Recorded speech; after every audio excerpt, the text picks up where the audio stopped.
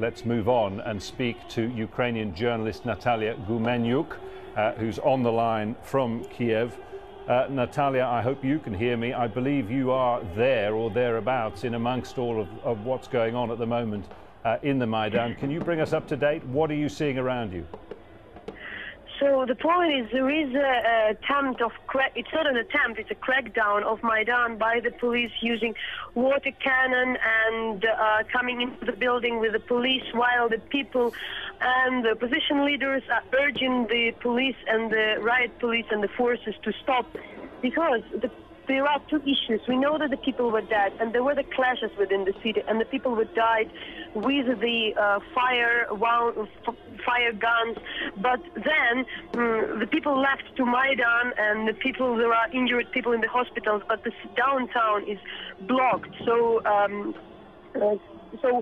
there is no really necessary help can be given to the injured, as people can't get into. And there is no. We also heard just the news with the Ukrainian media. We're checking it about the first victim, the first person who died at Maidan. I mean, talking about the protester. And I would explain, there is no any opposition or any reason to go against the police at Maidan. People are not going against. There is no real clash. It's just because if we refer to what was happening today, okay, we can tell there was this march and the people were throwing the stones, and then the police started to use the guns, or even beating the protesters with hammers, or, for instance, there was a video of the people being beating in the yards. But now the people are not attacking anybody. People are staying, and they are staying near the stage, near the houses where they've been occupying the place.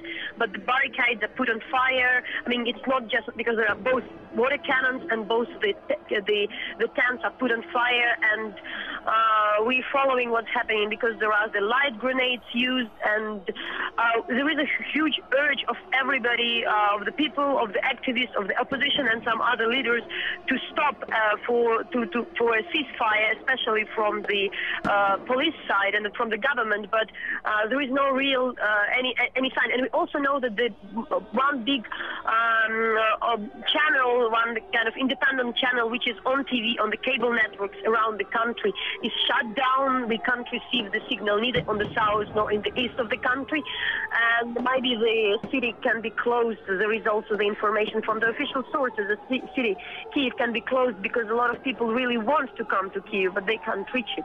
Okay, that's Ukrainian journalist Natalia Gumenyuk reporting live for us there from Independence Square in Kiev, and we do now have that Skype connection back up. Sviatoslav Urash, a spokesperson for the Euromaidan protest movement, I think can hear me now.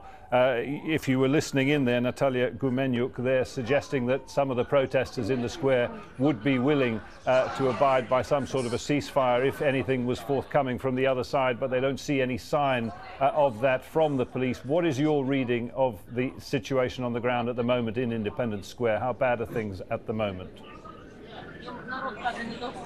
Sorry, I cannot hear you. Are you able to hear me now? What I'm asking you is, what is your sense of the situation at the moment in Independence Square? Yes, okay, situation right now is such that the police forces have declared that they are going to start the counter-terrorist action on the Maidan, and they asked all the women and children to leave. You have police forces advancing right now at the heart of the Maidan.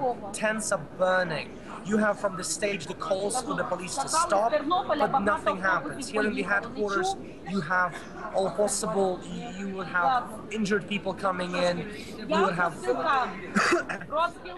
resources and supplies brought in. The situation right now is extremely tense, and it's very close to the escalation.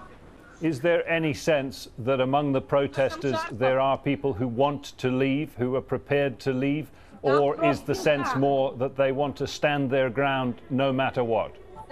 Stand their ground no matter what, most definitely. You have self-defense of the Maidan prepared for the police action, and government knows that, and that's why previously we saw images of government troops with Kalashnikovs on the northern barricade. We have armored cars coming from the side, from the west of the Maidan, and that's why government is prepared to use the means that protesters don't have. Explain to me why, in your view, things have escalated so rapidly on Tuesday. It had been beginning to seem as if things were calming down, that a resolution of some sort was on the horizon. Why have things suddenly spiraled so out of control? Well, the reason why it all went out of control is because government has never actually, as we can see right now, intended this to be a conflict resolution. It has amassed immense government troops in the area of governmental quarters and the parliament, and had used them today very brutally, killing. Right now we have 7 people confirmed dead from the side of protesters, and we have the images coming in of the people in the hospitals, we have people in the streets, we have bodies. It's just unbelievable. The 3rd and the 4th floor of the headquarters from which I'm speaking to you are filled with injured, bloody people, and the site is basically such that the government is actually prepared for this action. Okay, Sviatoslav Jurash, we'll leave it there from the scene of violent clashes in central Kiev, joining us live via Skype. Thank you very much for your time.